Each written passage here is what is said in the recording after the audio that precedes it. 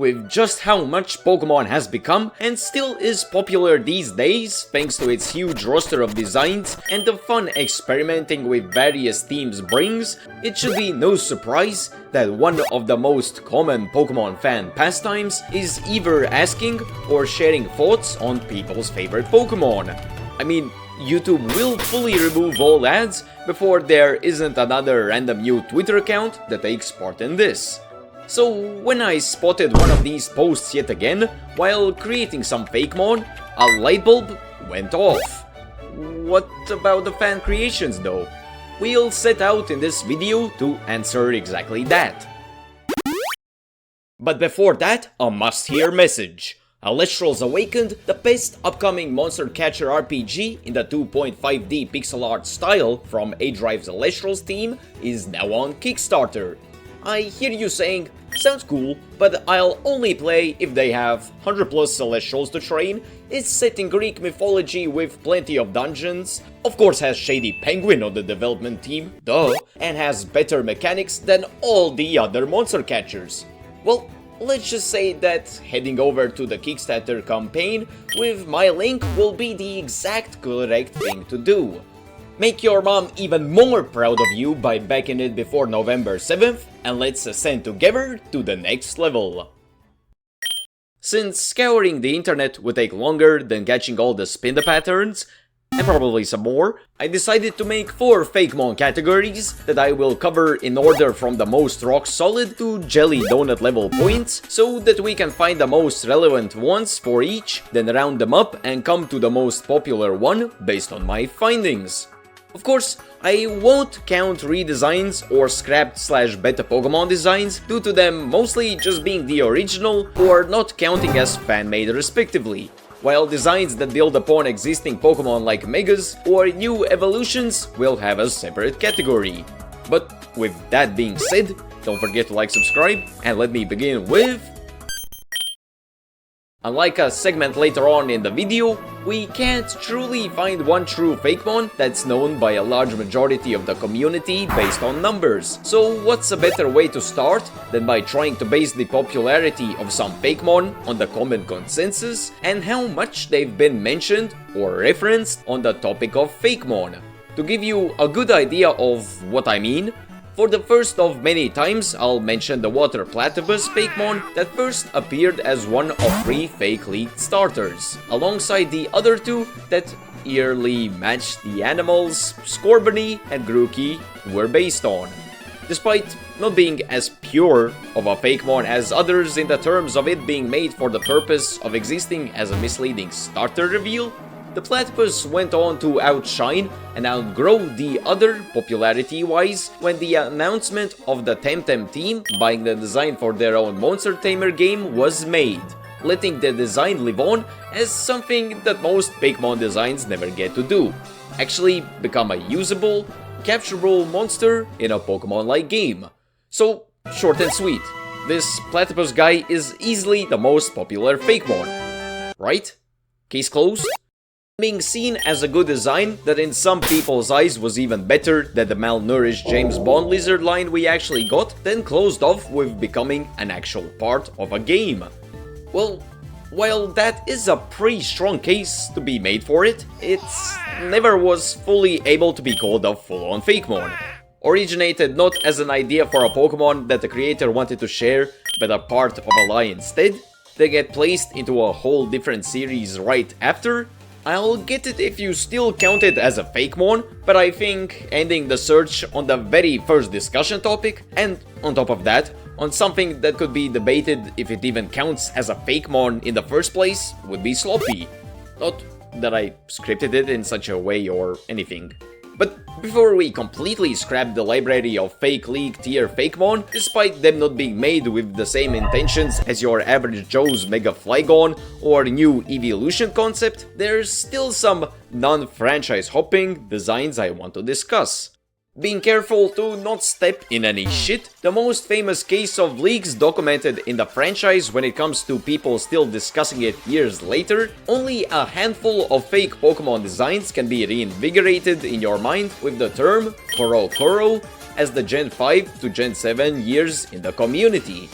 Being a Japanese magazine that was regularly used to promote the newest games, toys, and so on since 1977, Pokemon was one of many that got the chance to showcase parts of their upcoming games, all the way from the earliest of entries up to Scarlet and Violet. Yet sneak peeks before the releases mostly just went up to Sun and Moon before only starting to cover what's already publicly known. Either as a response to constant leaks, or the Pokemon company starting to share news on their own, we don't know. Or we know, but I don't know. Whether it be new evolutions, designs, or closer renditions to the final designs in the Black and White games, fake Pokemon that still look legit despite now being in 3D and got an even bigger signal boost thanks to the series regaining a lot of fans with the Dimension Switch, early misses on what Pokemon Sun and Moon would become, and much, much more. Despite the 2 or 3 standouts, I genuinely believe that outside of the early one-off Leakmons that get popular solely for being the first new Pokemon revealed for upcoming games, any Fakemon in the Koro leaks could be counted as some of the most popular non-official Pokemon. Well, there's the Akondak thing too, I guess. Though I think I may have gotten carried away a bit too much with the leaks, so let's return back to general recognizability with the humble generational run GOAT, it is Tentaquill. Starting out in the place where everything great originates. You see, that was meant to be kinda sarcastic. Okay, never mind. The design of Tentaquill for the first time ever was spotted on a 4chan Pokemon thread back in 2010, where it was made while users were asked to draw their favorite Pokemon without having references to look at. Thanks to the pure goofiness of the drawing and situation, while the original poster hallucinated a Pokemon by the name of Tentaquill, what? Let's guess it's meant to be Politoed, it quickly became one of the most popular Fakemon designs at the time, even getting some special ROM hacks made just for it. Still, somehow lingering on the topic of leaks, Tentaquill even came back for a round 2 to troll people around the time of Gen 5 leaks, getting a feature in Pokemon Clover's Pokédex and pop up 2 more times for cut Pokemon leaks, where each held designs that were eerily similar to Tentaquill's design. Of course, it's still popular nowadays with dedicated memes, and even fan pages of it, apparently, which I think makes it a very strong case for one of the most popular designs too. To be fair, there's a non-zero chance that our grandparents have seen it on Facebook. Like, surely there's a chance, right? Well, not every design can say that. If we are speaking of memes, then we also can't forget to mention the legend that is Regitube, which originated from a video where a guy just stacked as many tubes on himself as possible, resulting in resembling a Reggie-like build, to which the internet latched on and spiraled into a popular yet indirect creation of the multi-viral post Regitube, dedicated fan art and all. There's plenty of great artists on DeviantArt, Instagram, Twitter, and other places where we have gotten some awesome designs too, but I'll cover them in the category that's based more on the statistics side of popularity. Yet Tentaquill, the Platypus, and the others do each make pretty strong arguments as contenders for the most popular title. However, I can't really make a conclusive take, especially if I'm the sole judge. So, to get a bigger pool of ideas, I made a community post to see other people's thoughts on the best ones, only to back up the strong case I made for the Platypus, agreement for Tentaquill, something by the name of Aromerita, and some goonbait that'll be related to the next segment. Fuck it. I'll just get into it now. Actually, wait, does Sonichu count?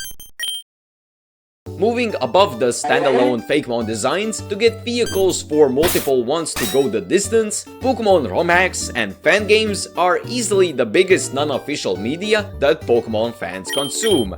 Outside of the few bootleg toys or games your grandparents got, unlucky you. Yeah.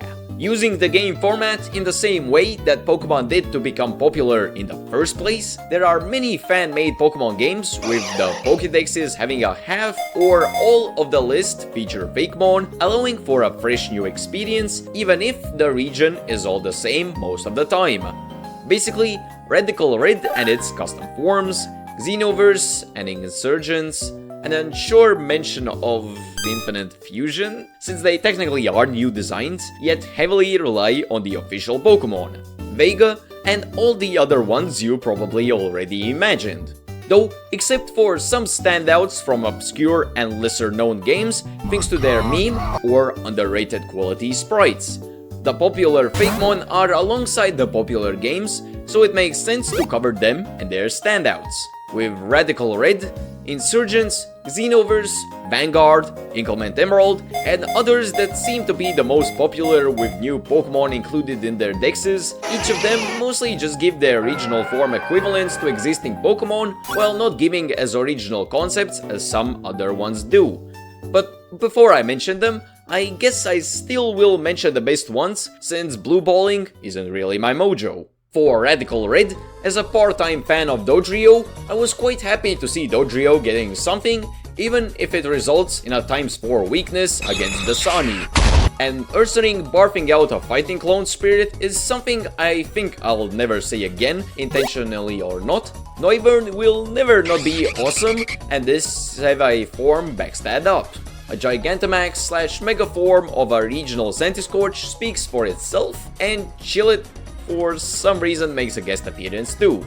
Insurgents is Insurgents, I don't think I need to explain any of the designs here. All three of Xenoverse's full-on Fakemon starters are without complaints. Kongfur is an early route rodent with immeasurable aura. Sharpedo X appears in my dreams as an official Pokemon design. Milomute is dog plus ice type equals peak, and I'm gonna cut myself off with Chirpy's line, especially Batmana, because Xenoverse is easily the best fan-made Pokemon content in general out there, and I could continue all week. Though that doesn't mean Vanguard doesn't have any greatness either. Pidgeot has never looked greener, and I guess I should say better too. As a superior stan I approve. Scolipede ripped some pages from Mega Rayquaza's book, and Rillaboom does justice for the sound typing, if it ever ends up existing. But with the glaze getting too sweet, I think we need to actually try to pinpoint the top contenders. Thanks to the type of game Moamon is and the designs related to it, probably anything from it is the most popular to the right person, though it qualifying is as questionable as counting redesigns as Fakemon. Whereas up until this point, meme status has actually backed up some Fakemon to get them quite popular, so Clover has some offerings too. Besides Clover having a wide fanbase from the get-go, with it originating from 4chan, and all the designs definitely catching attention from people in various ways, the standouts are definitely Ribizap as one of the game's mascot-like Fakemon, along with Blobos and Clovenix, Mozamazel and Devi Waifu, with no comments on them being long enough to give you an understanding of why. But the ones I think that stand out the most, even outside of Clover, Bongecko, Rectream, and most of the reference-based Fakemon. Even before I knew of Clover, most of them constantly popped up in my feeds and timelines on multiple sites without an understanding of their origins. Another boost from the memes, fans, and 4chan of course on top, alongside multiple playthroughs on YouTube with coverage and discussions about the game bringing more eyes onto them, and result undoubtedly making these and a large part of Clover's decks recognizable to the semi-average fan.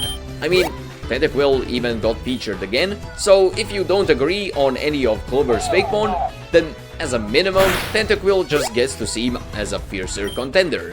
Though speculation doesn't really match up against numbers and facts, so we need to see if Wish.com Politoad and the rest of the gaming cast can outpace the nerd category. Even though in some terms we technically could say that we base the others up to this point on statistics too, the ones in this category make their claims without any outside claims involved and use the cold hard facts as their source. Whether it be views on a YouTube video about them, or anything like Fakemon based YouTubers in of themselves, likes and views on all the relevant sites, there should be already a good chance that you will have seen some of them based on you being on YouTube and watching this video alone. But let's see if that's actually true. Seemingly being the most popular styles of creating new Fakemon, the two main categories I've seen being shared the most on YouTube are creating new Fakemon regions and challenge/collaboration based videos, of which the most popular creators in this genre that you probably recognize too is Logston with his Cascade region, TrueGrease7 and the multiple challenge based videos, these specifically being the most popular, Pragmagic with themed Fakemon videos, and a mix of general big PokeTubers like with MNJTV with Mighty and other video-based creations. Having multiple millions of views either on multi-episodic series about their regions or having a big reach in the community, I'd say that from the YouTube side, the biggest faces would be Logston's Tophrug as the face of his Cascade region, which in my eyes seemed to kickstart the big trend of creating Fakemon regions in the first place, which brings more significance, and of course, Mighty as MNJTV's channel mascot, with plenty of merge-based plugs in his videos, making it more popular. True Green's third stage evolutions solely based on views, if we go as that dry option, or more interestingly his own region starters, and Pragmagic's every type and or dual type Reggie-based creations. Summed up, I'd either give it to Mighty or Tophrug, since having enough popularity to even get fan art and reach outside of its original platform along the major amounts of views in the first place probably indicates a level of recognizability. Pokédex Fillers is also quite recognized on TikTok and YouTube with plenty of successful videos, and Rapanum is very liked and viewed on Instagram while dominating r/Fakemon's top posts of all time. Yet, they don't really have one specific standout, or in Pokédex Fillers' case, they have some controversies about AI use, so we still remain with the two. Not that there's much that could be considered as more popular anyway. Now, there is a good chance that I probably missed or just didn't talk about a series or creator you were thinking of, since there's plenty of various videos just like creators relevant to the previous categories. But then again, the main idea is to find the most popular, so I think that just plays into it, for excuse or not. I didn't forget the last category I promised though. And now, all that's left is the scraps, the second tiers, the so-called piggybacks. Despite sounding negative with those descriptions, I just wanted to make the distinction clear. Even though if they're just as awesome, if not cooler than some full-on Fakemon, and there's clearly effort put into all of them, they are clearly not as original of a concept as something made without a pre-existing design as a reference point. Hence me splitting these off from the rest of the crowd. But with that clarification now made, who's the most popular piggy that ever backed? Having plenty of gimmick-based designs to meal upon, while also having popular takes on what some evolutions look like for existing Pokemon. Maybe the ones that count as the most popular are just your takes on a new Mega, evolution or form based on the current upcoming game of the week, like how it was with multiple Paradox Pokemon concepts, and now is happening with ideas for new Mega evolutions. But the one specific creator's work I've personally seen most, and you most likely at some point through the years too, is some of the previously mentioned YouTubers, alongside Happy Gamer Nick's Paradox starter videos, Cardin... Okay, sorry, I don't know how to pronounce it. What the fuck is this? Works on Twitter, most sprites made by Insurgence's team and similar fan games, any of Dragonif's art from the past 15 years, and many, truly many more. But to be honest, I think any Mega Flygon, or just the sheer concept of there being one alongside Pokemon based on long-running myths like the original Dragon, just take the cake and run off faster than me being able to speedrun this segment. I mean, if every design is awesome and cool and popular and stylish and gets that "Nintendo, get on this right now" reaction, then it's hard for one to truly stand out besides the specific mentions. Like yes, maybe the Insurgent's Mega Flygon is the most popular design from the concept, but for the others it's just a bit too hard to pinpoint one true standout. So for the rest that we covered, which one is the definitive celebrity of the Fakemon world? The Steven Seagal of Pokemon's Hollywood? Very nice analogy, I know. Thank you, thank you. Now, of course, there's still so many Fakemon that I didn't cover or possibly even forgot about, so feel free to let me know your thoughts on the most popular fan-made Pokemon in the comments. But besides coming to the conclusion of what's the most popular Fakemon and popular so-called piggyback Fakemon, I definitely would be down to do a more opinion-based video on the quote-unquote best Fakemon, or even a video about the worst if I wake up and feel heartless someday. But we finally have our final contenders for the number 1 spot. Platypet of League and Resurrection via Temtem fame, Tentacle shining with the power of God and meme status on his side, Mighty/Tofrog feeding off pure unfiltered content views, and I guess any piggyback of your liking. To make this fair, there's a pinned comment that leads to a poll in which you can vote for the one you think most deserves the title to make it literally the most popular. In the scale of a small YouTuber's small pool, at least.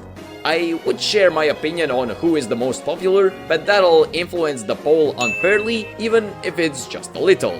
In my eyes, it's already a lot to count as popular for this slot.